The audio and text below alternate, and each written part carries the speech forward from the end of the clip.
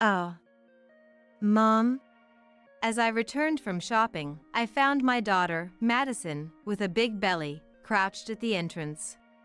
Her face was gaunt, and she looked extremely tired, her eyes somewhat unfocused as she looked up at me. Next to her, a child clung tightly to Madison. Mom, Mom. Calling for Mom. Realizing this child was my granddaughter, Harper, I brought the two of them inside and asked what had happened.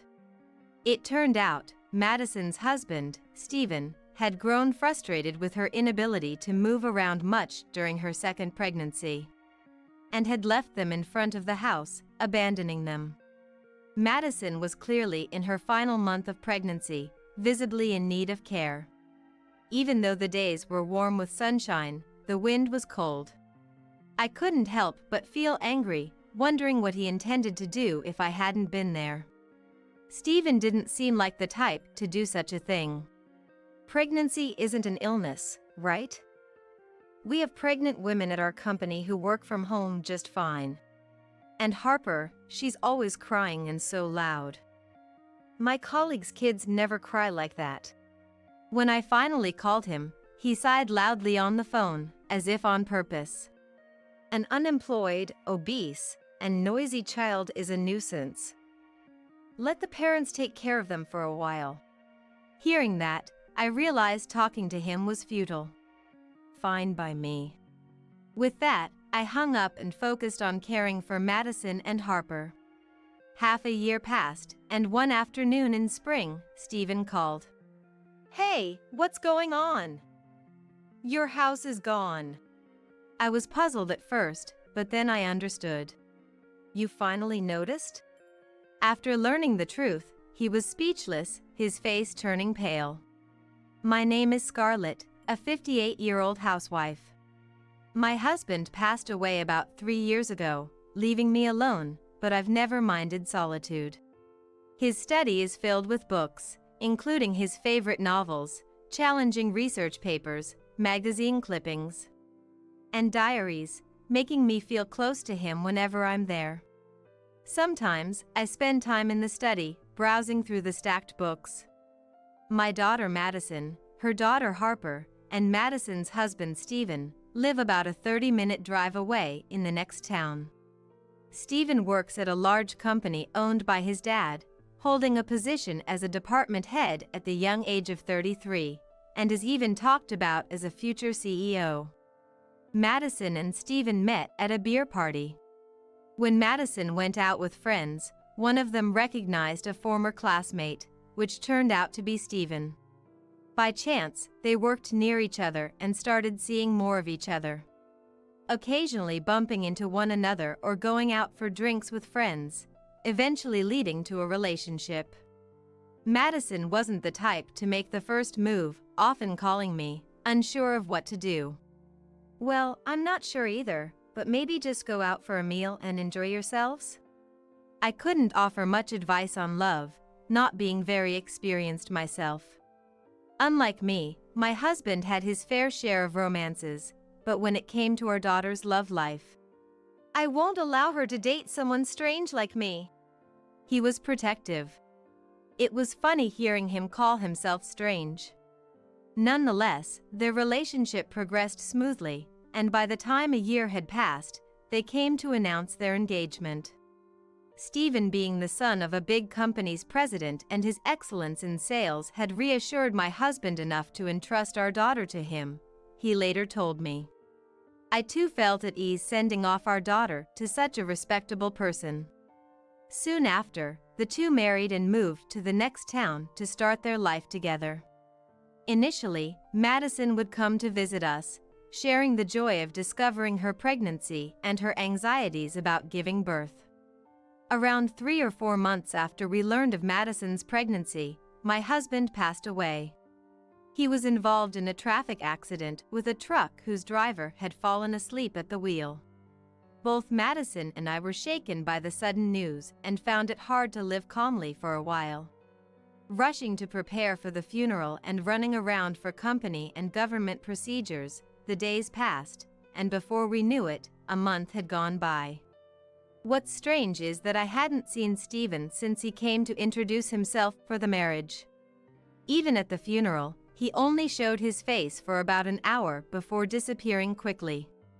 I thought it was a bit rude, but according to Madison, that's just how he is. It can't be helped. Stephen is always busy with work, Madison said, forcing a smile despite a hint of sadness. It seemed she hadn't had much of a chance to talk or spend time with Stephen, who had started leaving early in the morning for golf meetings on weekends. Being a president's son might excuse him somewhat, but I wished he would consider Madison, who was heavily pregnant. As summer came to an end, Madison returned to our home to give birth. With her belly fully rounded, she was looking forward to meeting the baby. It's a girl. We've already decided on a name. Oh, really? What's her name? Harper. Stephen and I chose it. Madison, smiling as she spoke, gave birth within 2 weeks and soon went back to her home where Stephen was waiting.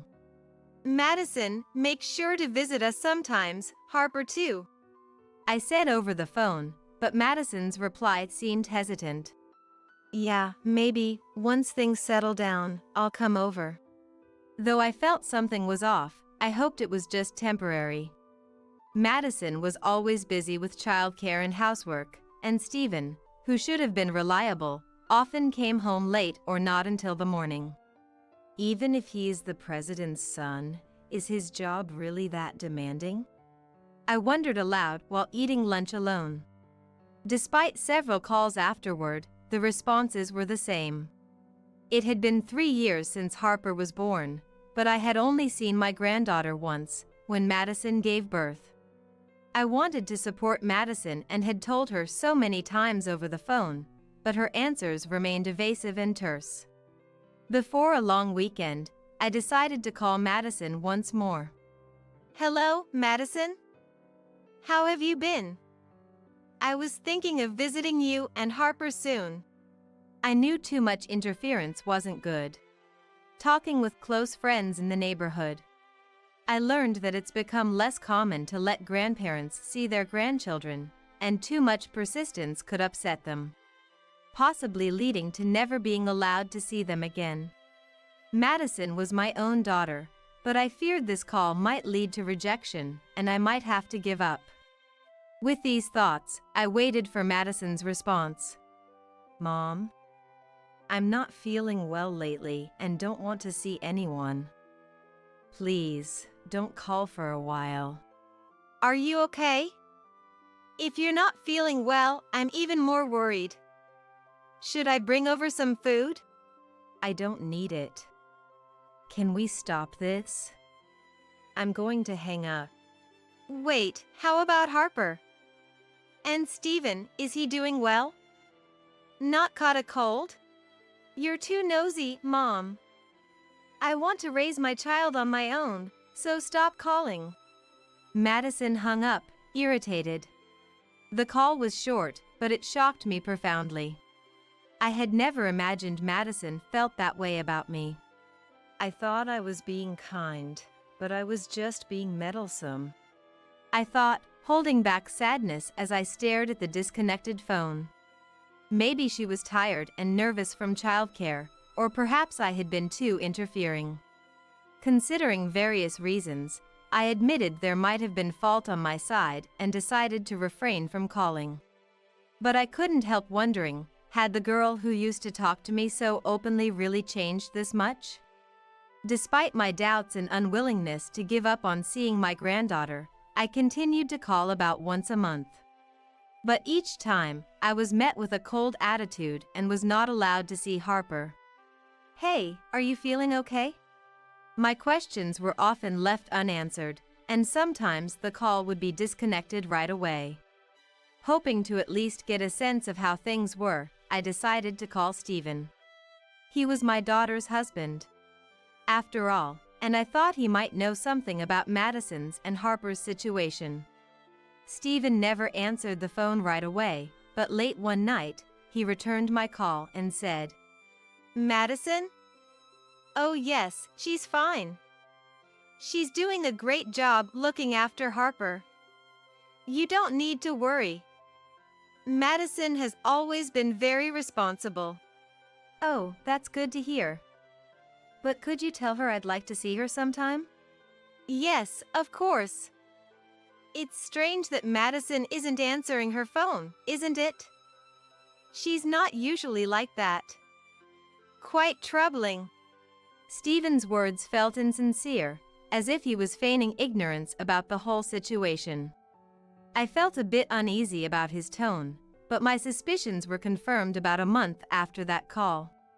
As autumn deepened, returning from shopping one day, I saw a figure sitting at my front door.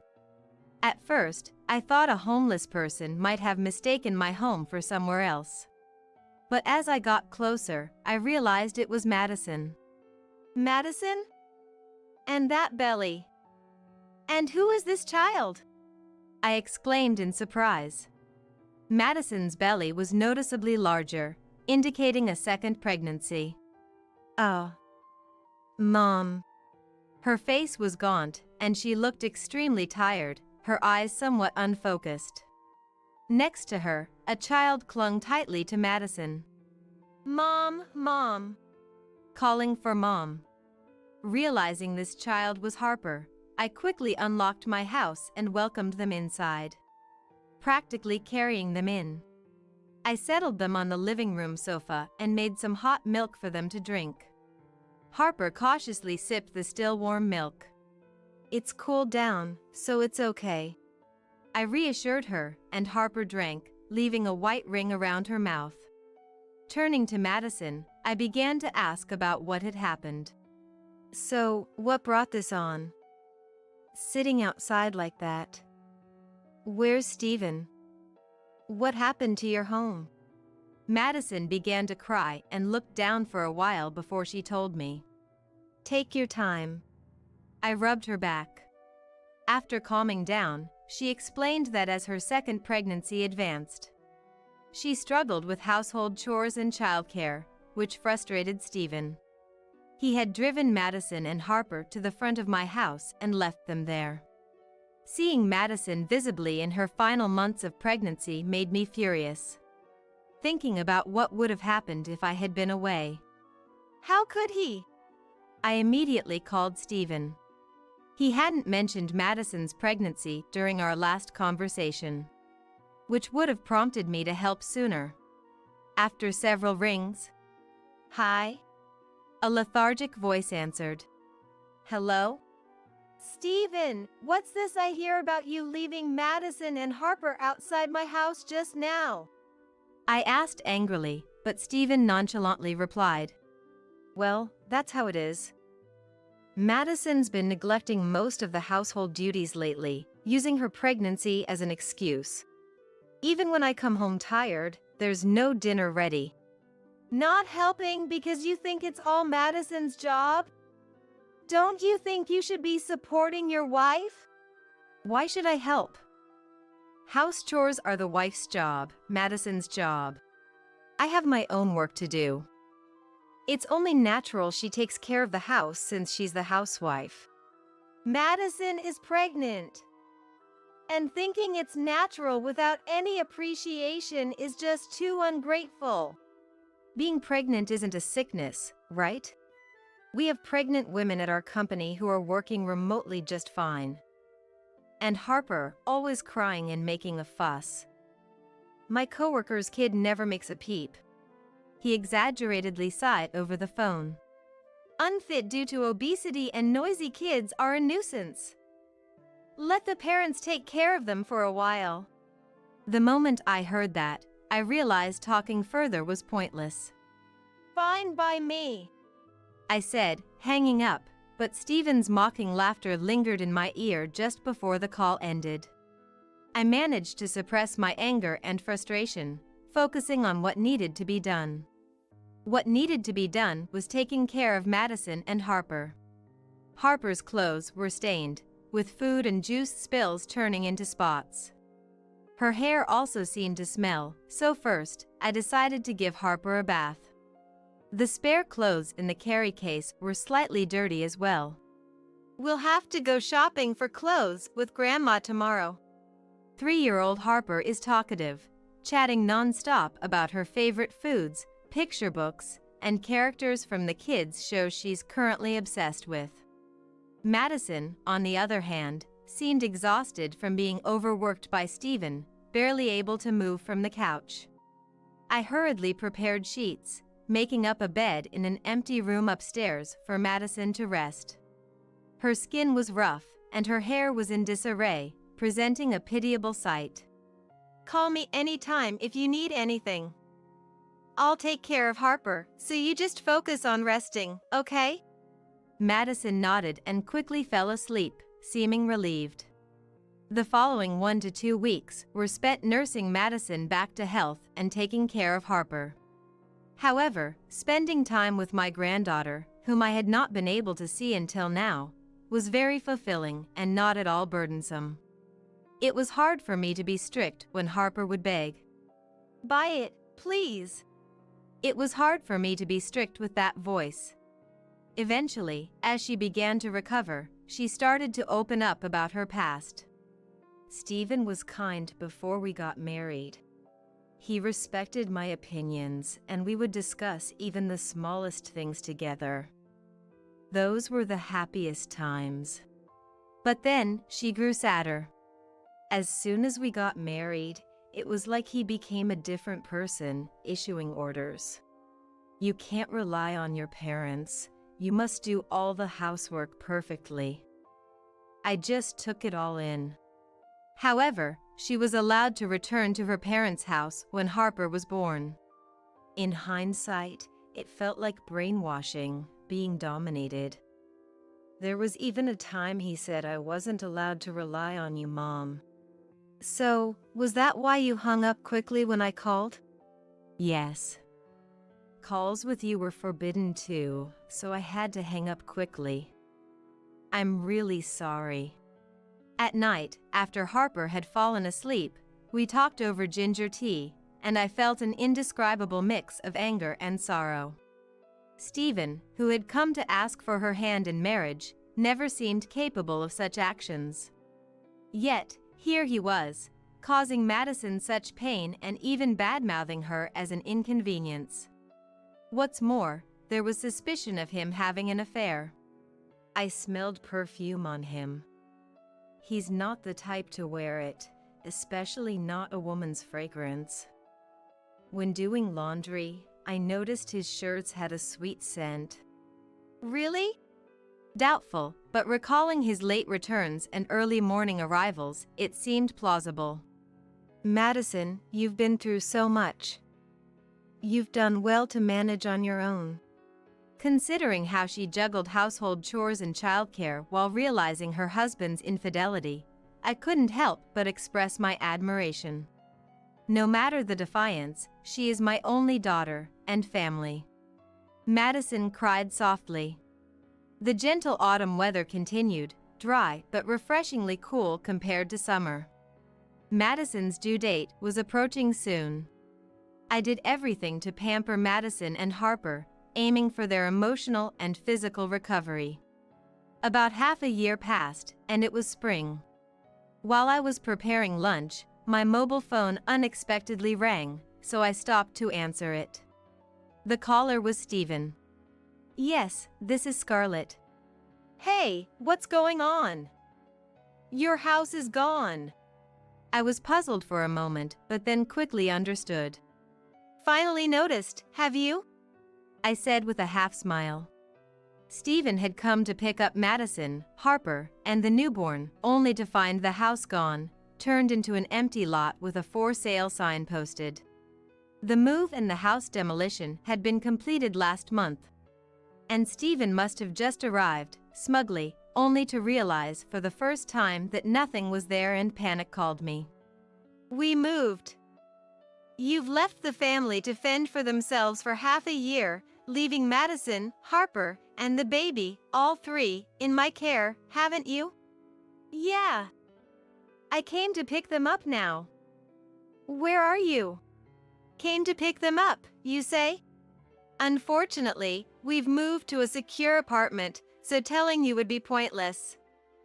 I'm not considering returning them to you. Don't joke with me. I told my parents I'd bring Harper and the baby over. Give me back the kids, at least. His way of talking about the kids as if they were objects disgusted me. That's a promise you made on your own. We have nothing to do with it, so we won't comply.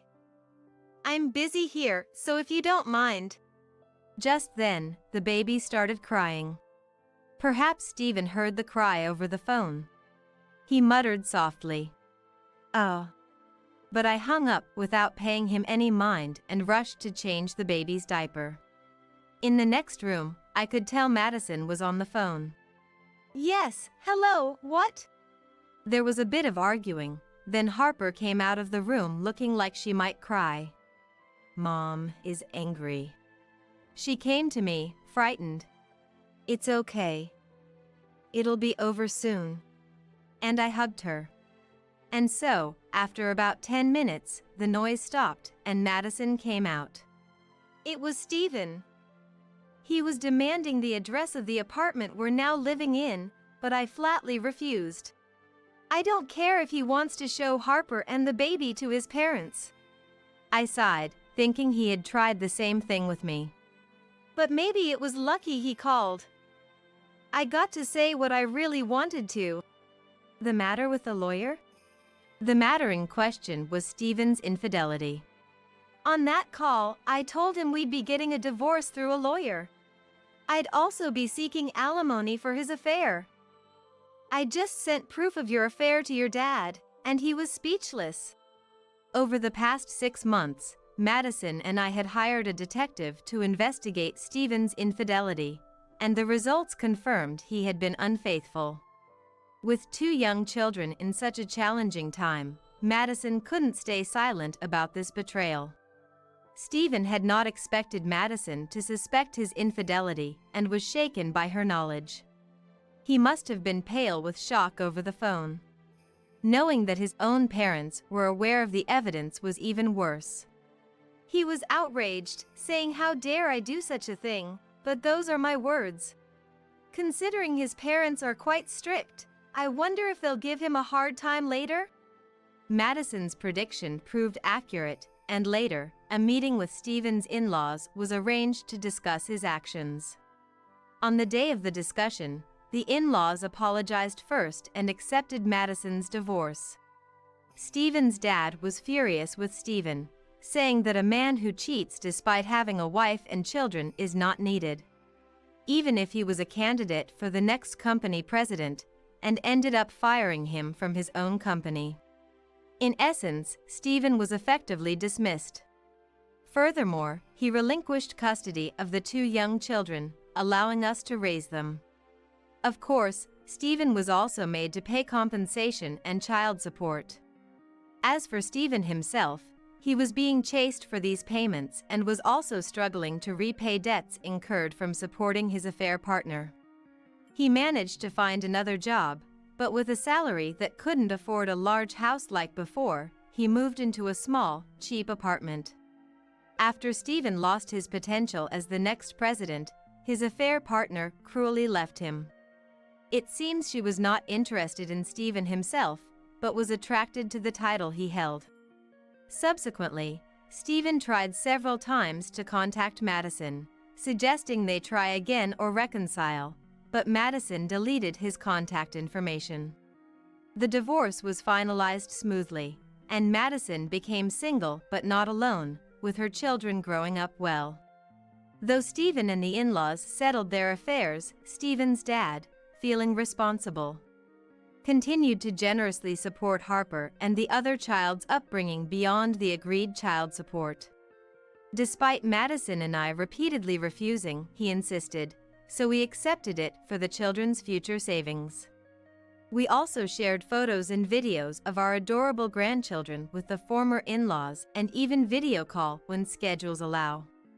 Watching Harper and her sibling, the in-laws seem very happy, treasuring their grandchildren as precious. Harper started preschool and is busy with mud and sand play with friends every day. One sunny afternoon, When I went to pick Harper up from preschool, she was holding a rolled-up piece of drawing paper. "What's that, Harper?" I asked casually, and Harper shyly replied, "A picture of Mom." The preschool teacher mentioned that today, they drew portraits as presents for their moms. Harper was too shy to show it to me, but ran home and presented it to Madison. Though I couldn't see what the portrait looked like, Madison was surprised and touched, praising Harper abundantly. Harper's individuality will surely continue to grow. Thinking about her future fills me with hope and anticipation. Now, the four of us living together and feeling this happiness feels almost like a miracle.